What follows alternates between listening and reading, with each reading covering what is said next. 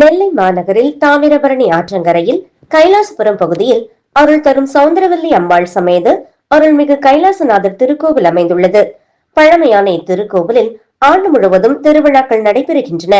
சிறப்பாக கார்த்திகை மாத சோமவார வழிபாட்டில் திருக்கோவில் முழுவதும் அகல் விளக்குகள் ஊற்றி வழிபாடு நடைபெறுகின்றது. கார்த்திகை மாதம் வரும் திங்கட்கிழமை சிவபெருமானுக்கு உகந்த நாளாகும். அன்றைய தினம் சோமவார விரதம் கடைபிடிக்கப்படுவது வழக்கம். இந்த விரதத்தை சந்திரன் கடைபிடித்து மேன்மை அடைந்ததாக ஐதீகம் உண்டு.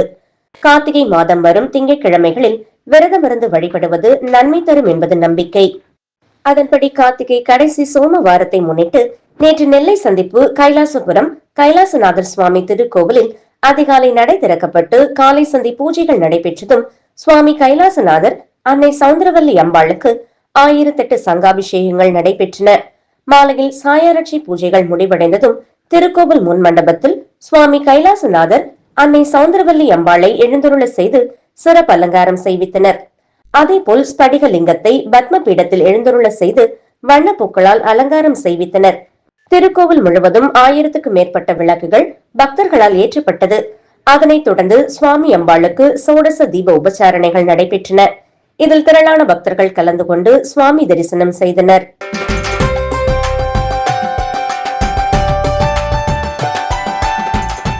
திண்டுக்கல் மாவட்டம் அம்மையநாயக்கனூரில் சுமார் 850 ஆண்டுகள் பழமையான சுயம்பு லிங்கேஸ்வரரும் ஸ்ரீதேவி பூதேவி சமேது கதலி நரசிங்க பெருமாளும் ஒரே கருவறையில் எழுந்தருளி அருள் பாலிக்கும் பிரசித்தி பெற்ற அருள்மிகு கதலி நரசிங்க பெருமாள் கோவிலில் நேற்று 5வது சோமவார விழாவை முன்னிட்டு சுயம்புலிங்க கதலீஸ்வரருக்கு 1008 சங்குகளை சிவலிங்க வடிவில் அமைத்து சிறப்பு அபிஷேக ஆராதனைகள் பூஜைகள் நடைபெற்றது.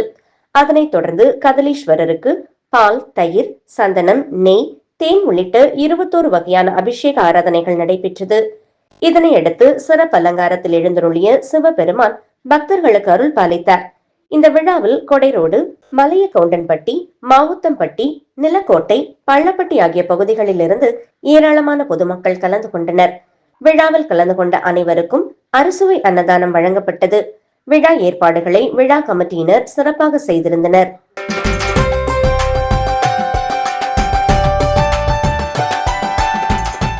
தேனியில் பழமை வாய்ந்த அருள்மிகு ஸ்ரீ பெத்தாட்சி விநாயகர் திருக்கோவில் அமைந்துள்ளது. இத்திருக்கோவிலில் நேற்று சோமவார சங்காபிஷேகத்தை முன்னிட்டு சோமஸ்கந்தருக்கு சிறப்பு அபிஷேகம் நடைபெற்றது.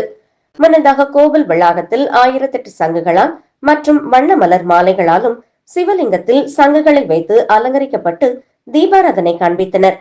அதனைத் தொடர்ந்து சோமஸ்கந்தருக்கு பால், தயிர், சந்தனம், தேன், மஞ்சள், இளநீர் உள்ளிட்ட பல வகை அபிஷேக பொருட்கள் கொண்டு அபிஷேகம் நடைபெற்றது. தொடர்ந்து 1008 சங்குகளால் சிறப்பு அபிஷேகம் நடைபெற்றது. அதனைத் தொடர்ந்து பூஜிக்கப்பட்ட கலச நீரை ஊற்றி அபிஷேகம் செய்தனர். பின்னர் சோமஸ்கந்தருக்கு வண்ண மலர் மாலைகளால் சிறப்பாக அலங்கரிக்கப்பட்டு பக்தர்களுக்கு காட்சி தந்தார். தொடர்ந்து சிறப்பு அலங்காரத்தில் காட்சி தந்த சோமஸ்கந்தருக்கு தூபம் காட்டப்பட்டு மகா தீபாராதனை, நட்சத்திர தீபாராதனை மற்றும் பஞ்ச கற்பூர ஆரத்தியுடன் தீபாராதனை காட்டப்பட்டது. இதில் அப்பகுதியைச் சேர்ந்த பொதுமக்கள் கலந்து கொண்டு சங்காபிஷேகத்தை முன்னிட்டு சோமஸ்கந்தருக்கு நடைபெற்ற சிறப்பு வழிபாட்டு பூஜையை கண்டு தரிசித்து சென்றனர்.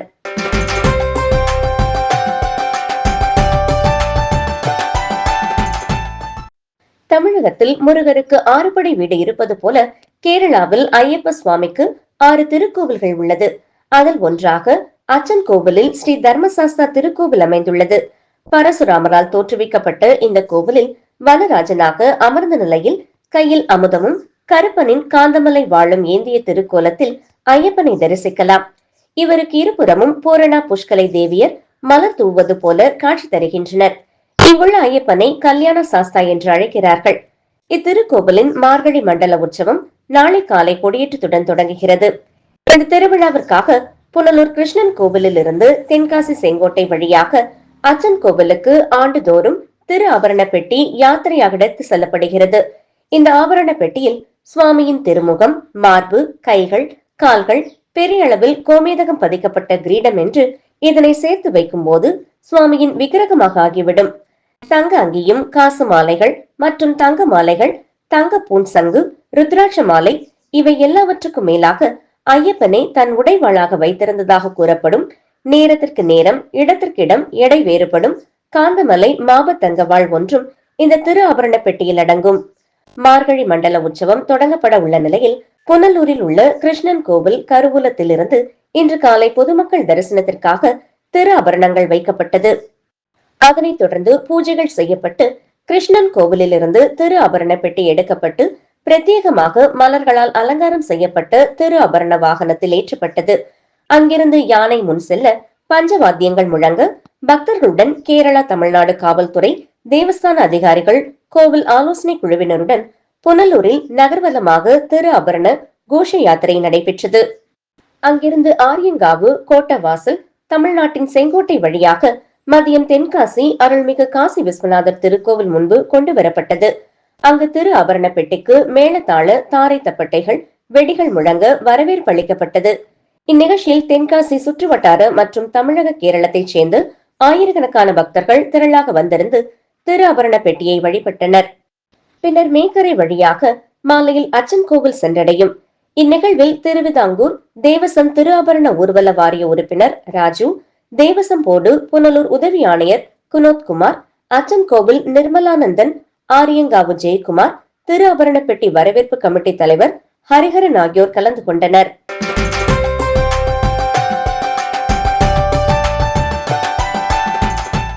மயிலாடுதுறை மாவட்டம் குத்தாலத்தில் திருக்கைலாய பரம்பரை தருமபுரம் ஆதீனத்துக்கு சொந்தமான அரமன்ன வனமுலை நாயகி உடனாகிய ஸ்ரீ உக்த வேதேஸ்வர சுவாமி கோவில் அமைந்துள்ளது. இக்கோவில் குளத்தில் நீராடினால் சரும நோய்கள் தீரும் என்பது பக்தர்களின் அசைக்க முடியாத நம்பிக்கையாகும். அப்பர், சம்பந்தர், சுந்தரர் ஆகிய மூவரால் பாடல் பெற்று தேவார தலமாகவும் திருமண தடை நீங்கும் ஸ்தலமாக இக்கோவிலில் கார்த்திகை மாதம் கடைசி சோமவாரத்தை ஒட்டி 108 சங்காபிஷேகம் நடைபெற்றது. முன்னதாக புனித நீர் நிரப்பப்பட்ட சங்குகள் நெல்லின் மீது வைக்கப்பட்டு சிறப்பு பூஜைகள், வழிபாடு மற்றும் தீபாராதனை செய்து தொடர்ந்து சங்குகளில் நிரப்பப்பட்ட புனித நீரால் மூலவர் உக்த வேதேஸ்வர சுவாமிக்கு சிறப்பு அபிஷேகம் செய்யப்பட்டது. பின் சிறப்பு அலங்காரம் மற்றும் மகா தீபாராதனை நடைபெற்றது. இதில் திரளான பக்தர்கள் பங்கேற்று சுவாமி தரிசனம் செய்தனர்.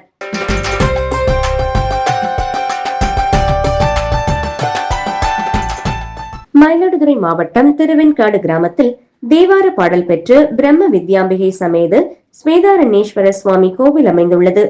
இக்கோவிலில் சிவபெருமானின் அவதாரங்களில் அகோரமூர்த்தியும் நவகிரகங்களில் ஒன்றான புதன் பகவானும் தனித்தனி சன்னதிகளில் எழுந்தருளி அருள்பாலித்து வருகின்றனர். இக்கோவிலில் அக்னி, சூரியன், சந்திரன் என 3 தீர்த்தங்கள் உள்ளன.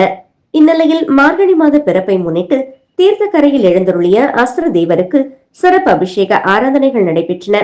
தொடர்ந்து அஸ்திர தேவர் 3 தீர்த்த குளங்களிலும் தீர்த்தம் அளிக்கும் தீர்த்தவாரி நிகழ்ச்சி நடைபெற்றது. இந்நிகழ்வின் போது திரளான பக்தர்கள் தீர்த்த குளங்களில் நீராடி வழிபட்டனர். தீர்த்தவாரி பூஜைகளை ராமநாதன் குருக்கள் செய்து வைத்தார்.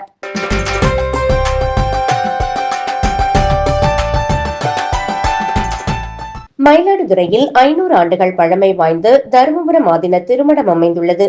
இந்த ஆதீனத்தின் 27வது குருமகா சன்னிதானமாக ஸ்ரீ மாசிலாமணி தேசிக ஞான சம்பந்த பரமாச்சாரிய சுவாமிகள் அருளாசி செய்து வருகிறார். இவர் தனுர் மாதமான மார்கழி மாதத்தின் அனைத்து நாட்களிலும் பல்வேறு கோவில்களில் வழிபாடு நடத்துவதை வழக்கமாக கொண்டுள்ளார். அந்த வகையில் தனுர் மாத பிறப்பான இன்று மாயூரநாதர் கோவிலில் வடக்கு வீதியில் அமைந்துள்ள ஷியாமலா தேவி ஆலயத்தில் தர்மபுரம் ஆதீனம் 27வது குருமகா சன்னிதானம் ஸ்ரீ மாசிலாமணி தேசிக ஞான சம்பந்த பரமாச்சாரிய சுவாமிகள் சிறப்பு வழிபாடு மேற்கொண்டார். அவருடன் ஆதீன கட்டளை ஸ்ரீமத் சுப்பிரமணிய தம்பிரான் சுவாமிகள் உள்ளிட்டோர் கலந்து கொண்டு வழிபட்டனர்.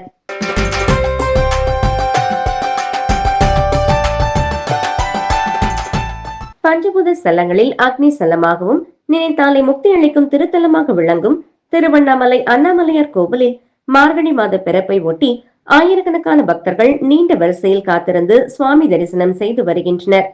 மார்கழி மாத பிறப்பை ஒட்டி இன்று அதிகாலை 4:30 மணிக்கு அண்ணாமலையார் கோவில் நடை திறக்கப்பட்டு ஆகம விதிப்படி அண்ணாமலையார் மற்றும் உண்ணாமுலை அம்மனுக்கு சிறப்பு அபிஷேக ஆராதனைகள் நடைபெற்றது. இதனைத் தொடர்ந்து இன்று காலை முதலே தமிழகத்தின் பல்வேறு மாவட்டங்களில் இருந்தும் ஆந்திரா, தெலுங்கானா மற்றும் கர்நாடகா உள்ளிட்ட பல்வேறு மாநிலங்களில் இருந்தும் ஏராளமான பக்தர்கள் திருவண்ணாமலைக்கு வருகை புரிந்து அண்ணாமலையார் கோவிலில் சுவாமி தரிசனம் செய்து வருகின்றனர். குறிப்பாக மார்கழி மாத பிறப்பை ஒட்டி அண்ணாமலையார் கோவிலில் உள்ள பெரிய நாயகருக்கு வெள்ளி கவசம் சாற்றப்பட்டு சிறப்பு அலங்காரம் செய்யப்பட்டது குறிப்பிடத்தக்கது.